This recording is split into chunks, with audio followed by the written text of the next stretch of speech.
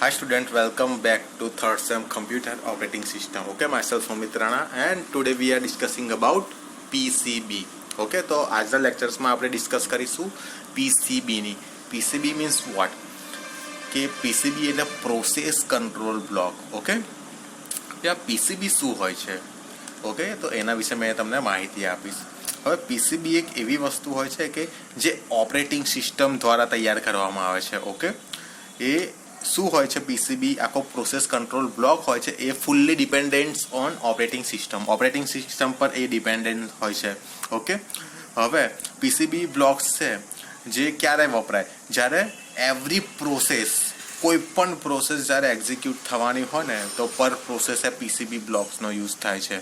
Okay, સો PCB blocks હોય તો એની અંદર જે પ્રોસેસ છે તો એ પ્રોસેસની બધી જ ઇન્ફોર્મેશન્સ આ બ્લોકની અંદર સ્ટોર કરેલી હોય છે. ઓકે, તો હવે આ બ્લોકની અંદર જેટલા બી આ પાર્ટ છે એના વિશે હું તમને છે ને વિસ્તૃત માહિતી આપીશ.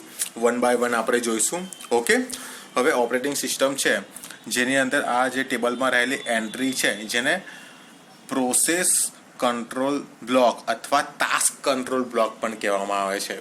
ઓકે, સો આપણે પહેલા વાત કરીએ પ્રોસેસ આઈડીની. ઓકે, તો process ID means what? Process identification. Okay, it's content process identification, parent process identifications and user identifications. Okay, એટલે આ શું છે? તેમાં પ્રોસેસનું આઇડેન્ટિફિકેશન્સ કરવામાં આવે છે, જેવા પેરેન્ટ પ્રોસેસ આઇડેન્ટિફિકેશન્સ કે યુઝર પ્રોસેસ આઇડેન્ટિફિકેશન. એટલે કઈ પેરેન્ટ પ્રોસેસ છે કે યુઝર પ્રોસેસ છે એ આઈડેન્ટિફાઈ કરવામાં આવે, તેમનું પોતાનું આઈડી આપવામાં આવે છે. ઓકે, હવે આની જરૂર શું કામ પડે? ફોર એક્ઝામ્પલ છે કે આપણું કોમ્પ્યુટર્સ છે એની અંદર જે એક કરતાં વધારે 10, 20, 30, 40, 50 એક સાથે બધી પ્રોસેસ છે જે એક્ઝિક્યુટ થવા માટે રેડી છે. ઓકે, તો એને પોતાનો એક આઈડી નંબર આપવામાં આવશે કે કઈ પ્રોસેસને ક્યારે એક્ઝિક્યુટ કરાવવાની છે, ફર્સ્ટ આ એક્ઝિક્યુટ ક્યારે કરાવવાની છે પ્રોસેસ, તો એના માટે એને એનું આઈડેન્ટિફિકેશન્સ આઈડી નંબર આપવામાં આવે છે. ઓકે, આ મેઇન વસ્તુ હોય છે, કારણ કે એક સાથે બધી પ્રોસેસને આપણે વન બાય વન જ એક્ઝિક્યુટ કરાવી શકીએ, એક સાથે એક્ઝિક્યુટ ના કરીએ. એટલે કઈ પ્રોસેસને કયા ટાઈમે એક્ઝિક્યુટ કરે તો એના માટે એને પહેલાં આઈડી નંબર આપવામાં આવે છે. એ આઈડી નંબર પ્રમાણે એનું શિડ્યુલિંગમાં ગોઠવવામાં આવે છે અને એને એક્ઝિક્યુટ કરવામાં આવે છે. એટલે કે આ જે મેઇન પોઈન્ટ છે આ પ્રોસેસ આઈડી, એટલે કે બધી પ્રોસેસને પોતપોતાનું આઈડી આપવામાં આવે છે. ઓકે, જે આઈડી નંબર થ્રુ છે તો એ એક્ઝિક્યુટ થાય છે. હવે સેકન્ડમાં આપણે જોઈએ કે જે પ્રોસેસ સ્ટેટ હોય છે. ઓકે, હવે આ પ્રોસેસ સ્ટેટ છે તો પ્રોસેસ સ્ટેટ શું છે?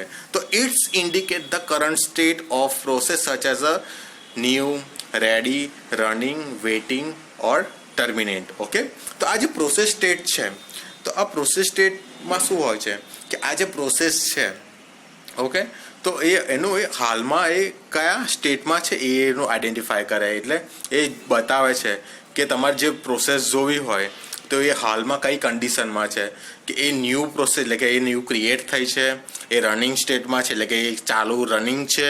ઓકે, કે પછી એ રેડી છે એટલે કે હજુ ચાલુ નહીં થઈ પણ રેડી હોય બનેલી છે તો એ સ્ટેટમાં છે. તો એનું આઈડેન્ટિફિકેશન શાના દ્વારા થાય છે?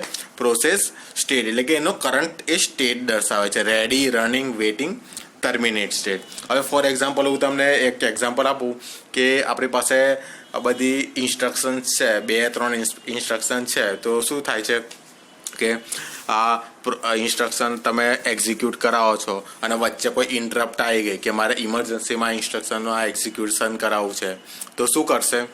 જે હમણાં હાલમાં જે એક્ઝિક્યુટ થતી હતી ઇન્સ્ટ્રક્શન્સ કે જે, તો એને શું કરી દેશે? વેઇટિંગ સ્ટેટમાં મૂકી દેશે. અને જે ઇન્ટરપ્ટ જે આવી છે હાલમાં એને ઇમરજન્સીમાં એક્ઝિક્યુટ કરે તો એ એક્ઝિક્યુટ કરાવશે. એટલે જે હમણાં જે હાલમાં જે પ્રોસેસ જે રનિંગ થતી હતી તો એ શું થઈ જશે? વેઇટિંગ સ્ટેટમાં જતી રહેશે. તો એ આપણે હમણાં જોવું હોય તો એ શું? આ પ્રોસેસ સ્ટેટ આપણને દર્શાવે છે કે આ પ્રોસેસ છે, આ નામની પ્રોસેસ છે, આઈડીવાળી પ્રોસેસ છે, એનો અત્યારે સ્ટેટ કયો છે, તો એ આ બધા સ્ટેટની માહિતી તમને પ્રોસેસ સ્ટેટમાં મળી રહે છે, કે વેઇટિંગ સ્ટેટમાં છે, કે જે એક્ઝિક્યુટ થઈ ગઈ છે તો પછી એ ટર્મિનેટ થઈ ગઈ છે. ઓકે, આ બધી માહિતી આપણને શાની અંદર મળે? આ પ્રોસેસ સ્ટેટની અંદર મળી જાય છે. ઓકે, ધેન નાવ પ્રોગ્રામ કાઉન્ટર. આ પ્રોગ્રામ કાઉન્ટર હોય તો પ્રોગ્રામ કાઉન્ટરનું આખું પૂરેપૂરી માહિતી મેં તમને પ્રીવિયસ લેક્ચર્સમાં બતાવી છે, એનું કામ શું હોય છે. મેં તમને હમણાં જ અત્યારે હમણાં જે એક્ઝામ્પલ આવ્યું ઇન્સ્ટ્રક્શનનું એની જ હું વાત કરું છું. હવે આપણે વાત કરીએ કે હું તમને એક્ઝામ્પલ થ્રુ સમજાવું છું. હવે પ્રોગ્રામ કાઉન્ટર છે તો એનો યુઝ શાના માટે થાય તો it's indicate the address of next instruction to be execute for process. એટલે કે નેક્સ્ટ ઇન્સ્ટ્રક્શન કઈ એક્ઝિક્યુટ થશે તો એનો બધો ડેટા શાની અંદર હોય છે પ્રોગ્રામ્સ કાઉન્ટરમાં હોય છે. હવે હું તમને ફોર એક્ઝામ્પલ બતાવી દઉં કે આપણી પાસે આ PC એટલે કે પ્રોગ્રામ કાઉન્ટર છે. ઓકે, અને આપણી પાસે આખું લિસ્ટ છે ઇન્સ્ટ્રક્શનનું. તો અત્યારે આ પહેલી જે ઇન્સ્ટ્રક્શન છે જે આ પ્રોગ્રામ કાઉન્ટર છે જેને શું કરાય એક્ઝિક્યુટ કરાય. ઓકે, આ એક્ઝિક્યુટ થઈ ગઈ એટલે હવે આ હમણાં રનિંગ સ્ટેટમાં છે. એક્ઝિક્યુટ એટલે રન થાય છે એટલે તરત PC આ પ્રોગ્રામ કાઉન્ટર શાની અંદર જશે એના પછીની જે ઇન્સ્ટ્રક્શન છે તો એને રન કરાવવાની હોય તો આના પર જતું રહેશે. તો આનું એક્ઝિક્યુશન પતી જશે પછી આનું આવશે. ઓકે, હવે અત્યારે આનું એક્ઝિક્યુશન છે ચાલુ જ છે અને તરત એક નવી ઇન્ટરપ્ટ આવી ગઈ. ઓકે, કે ઇમરજન્સીમાં પ્રોગ્રામ્સને મારે આ ઇન્સ્ટ્રક્શનને મારે રન કરાવી છે. ઓકે, તો શું કરશે કે આ જે I1 અને I2 છે, હવે I2 તો હજી ચાલુ નહીં કરે, I1 જે ચાલુ છે.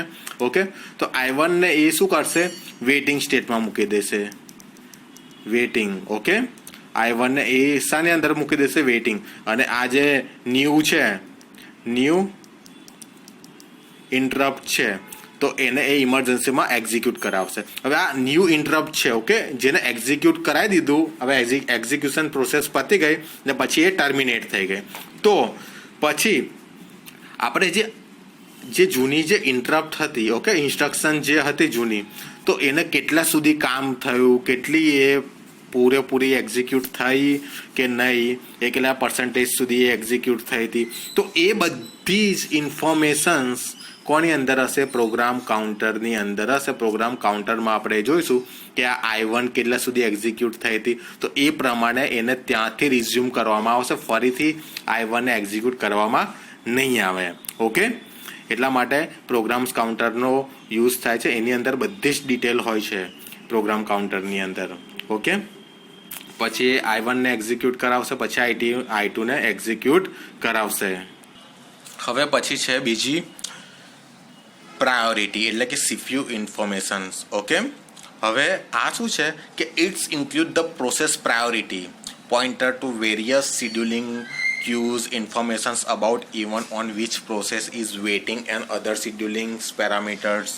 Okay, so હવે આ જે છે તો એ શું છે કે એ પ્રોસેસ શિડ્યુલ કરવા માટે એનો યુઝ એ પ્રોસેસની પ્રાયોરિટી હોય છે. એ બીજી જે પ્રોસેસ હોય જેનું શિડ્યુલિંગ કરવા માટે જેનો યુઝ થાય છે કે કઈ પ્રોસેસને પ્રાયોરિટી પ્રમાણે કઈને પહેલાં એક્ઝિક્યુટ કરવામાં આવશે, કઈને પછી એક્ઝિક્યુટ કરવામાં, એટલે બધાને પ્રાયોરિટી આપેલી હોય છે. ઓકે, એટલે એના માટે આ પ્રાયોરિટીનો યુઝ થાય છે જેની અંદર પ્રોસેસની બધી ઇન્ફોર્મેશન્સ બી સ્ટોર હશે.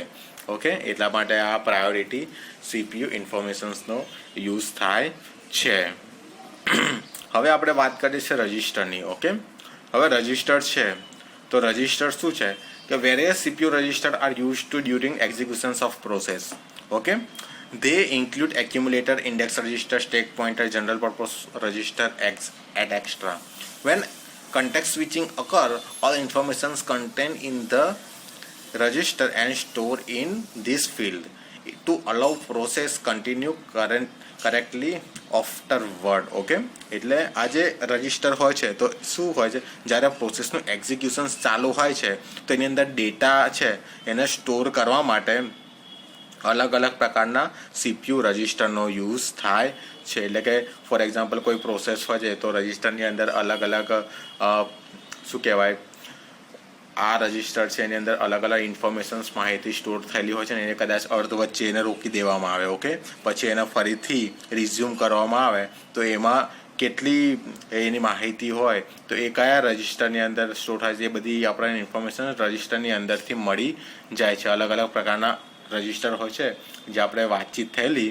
ઓકે, કયા રજિસ્ટરનો શાના માટે યુઝ થાય છે.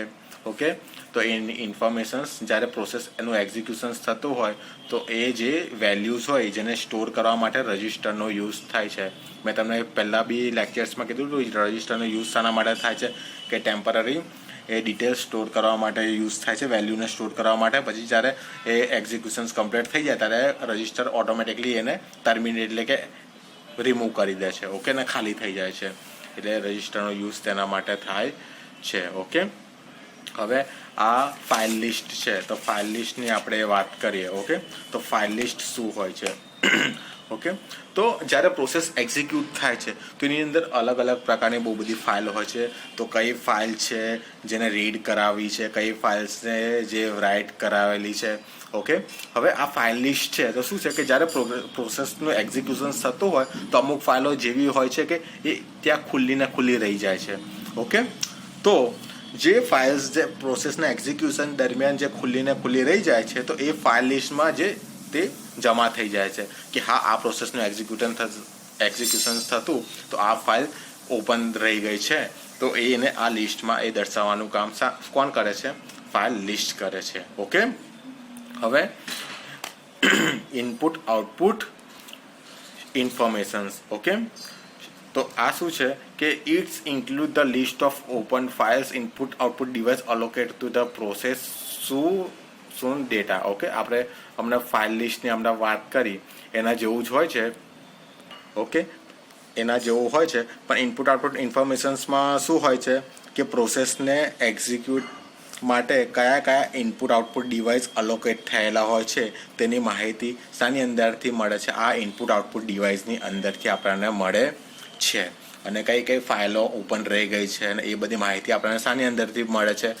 ફાઇલ લિસ્ટની અંદરથી મળે છે.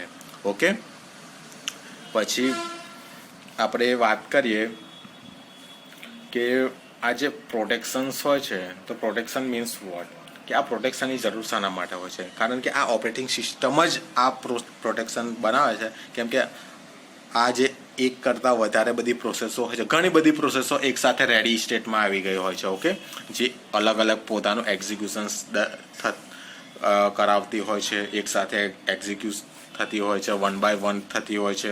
ઓકે, એટલે શું છે કે ઓપરેટિંગ સિસ્ટમ એક પ્રોસેસ બીજી પ્રોસેસને ડિસ્ટર્બ ના કરે. ઓકે, એના વર્ક પ્લેસ દરમિયાન જ્યારે એ પ્રોસેસ એક્ઝિક્યુટ થતી હોય એના કામ થતું હોય તો એક પ્રોસેસ બીજી પ્રોસેસને ડિસ્ટર્બ ના કરવા માટે ડિસ્ટર્બ ના કરે અને તે કદાચ એકની અંદર જઈને બીજીને કદાચ એક્સેસ ભૂલમાંથી કરી ના દે એટલા માટે આ પ્રોટેક્શન્સ એને કરવામાં આવે છે. ઓકે, એટલે આ પ્રોટેક્શન્સ ખૂબ જ જરૂરી હોય છે કે એ એક પ્રોસેસને બીજા પ્રોસેસથી દૂર રાખે છે, પ્રોટેક્ટ કરે છે. ઓકે, કે જે બે ભેગી ના થઈ જાય, જે એકની અંદર બીજી ના જતી રહે એટલા માટે. ઓકે, હવે એટીસી આ એડ એક્સ્ટ્રા શાના માટે હોય છે? આ એડ એક્સ્ટ્રા એટલા માટે હોય છે કે આ આખો જે આ પીસીબીનો આ બ્લોક હોય છે, આ પ્રોસેસ કંટ્રોલ બ્લોક, એ તૈયાર કોના દ્વારા કરવામાં આવે છે? ઓપરેટિંગ સિસ્ટમ દ્વારા કરવામાં આવે છે. પર પ્રોસેસ જ્યારે કોઈ પણ પ્રોસેસ એક્ઝિક્યુટ થતી હોય છે ત્યારે આ બ્લોક રેડી થાય છે. ઓકે, તો આ બ્લોક કરવા માટે કદાચ પ્રોસેસને કદાચ બીજી કોઈ માહિતીની જરૂર હોય છે પડે તો એ બધું એડ એક્સ્ટ્રામાં આવી જાય છે. એટલા માટે આનો યુઝ થાય છે. ઓકે, આ એડ એક્સ્ટ્રામાં એની અંદર જેવી રીતે કે એક્સ્ટ્રા ઇન્ફોર્મેશન એટલે કે આપણે જે પોઇન્ટરને હમણાં વાત કરીએ તો પોઇન્ટર શું હોય છે કે it's contain informations about where the core data stack regions are stored in the main memory. In short, PCB contain all necessary informations to manage particular process. એટલે કે particular processની બધી જ necessary informations તે રાખે છે PCB contains. ઓકે, એટલે જે PCB છે આ કોર ડેટા સ્ટેક રિજનની મેઇન મેમરીમાં તે ક્યાં સ્ટોર થાય છે તેની બધી જ માહિતી આપે છે, પોઇન્ટર્સ આપે છે. ઓકે, જે એડ એક્સ્ટ્રામાં આવે છે. હવે આ હતું પ્રોસેસ કંટ્રોલ બ્લોક હતો જે ઈચ એન્ડ એવરી પ્રોસેસ જ્યારે એક્ઝિક્યુટ થાય છે તો આના આધારે થાય છે. આ જે પ્રોસેસ કંટ્રોલ બ્લોક છે એની અંદર આ જેટલા બી પાર્ટ છે એના દ્વારા બધું નક્કી કરવામાં આવે છે. ઓકે, આ કોણ તૈયાર કરે છે? પ્રોસેસ તૈયાર કરે છે.